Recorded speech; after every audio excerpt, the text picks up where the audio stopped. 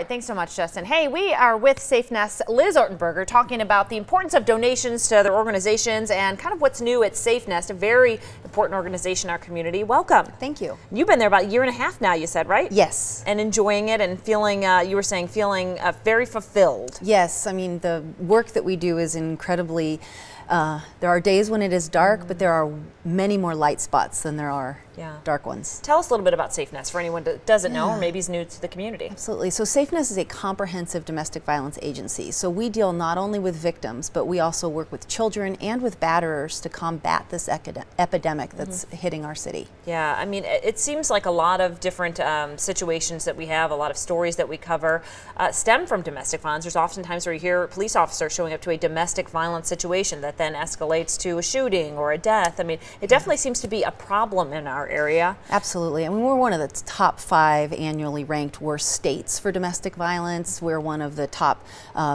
counties where per capita domestic violence is happening higher than anywhere else in the country. So it is an epidemic here. And to put it into scale, what we tell people is the events of 10/1 were horrific. Domestic violence on that scale happens every year in Clark County. So it's as if 10/1 is happening every year in domestic violence. Same number of people affected, same number of victims, same number of homicides. Yeah, and you were saying with October 1, the things are on the rise, or some of the situations are getting more violent? Or? Yeah, absolutely. So the trends after a mass event, typically the first thing a community will see is increased rates of domestic violence. That was true for 9/11. That was true for the Orlando nightclub shooting, and we're seeing that play out here as well. Certainly our volume of phone calls has been steadily increasing, and we have seen, it feels as if we're seeing a higher level of violence within the victims that we're serving in our shelters.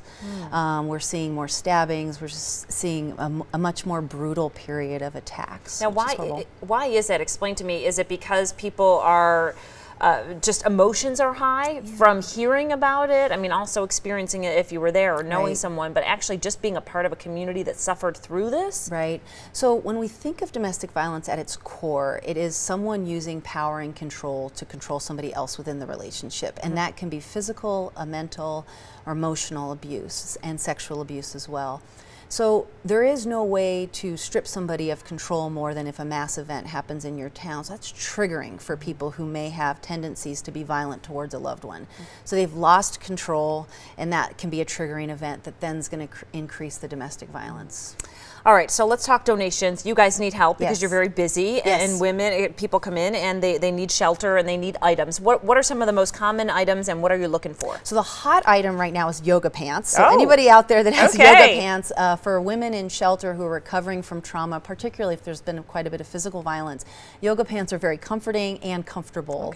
And anything for boys ages 8 to 18. So we house moms and children in our shelter quite often, and boys are sort of that forgotten demographic in the work that we do, and particularly in that 8 to 18 age bracket, we always need things. But we take anything and everything, we screen everything for our clients, and then we monetize whatever we don't use to continue this work that we do. Okay, we're going to put a number up, and you can call to have items picked up, right? You can even donate automobiles. Yes, in fact, we took an automobile donation the other day. It was fantastic, and what it funded was picnic tables at our shelter, so now moms can sit in comfort and watch their kids play and begin the healing process. So every donation is meaningful for us. Every donation makes a change. Okay, safenest.org if you want more information. Thank you so much for joining us. Thank you. Thanks for having us. Stay with us.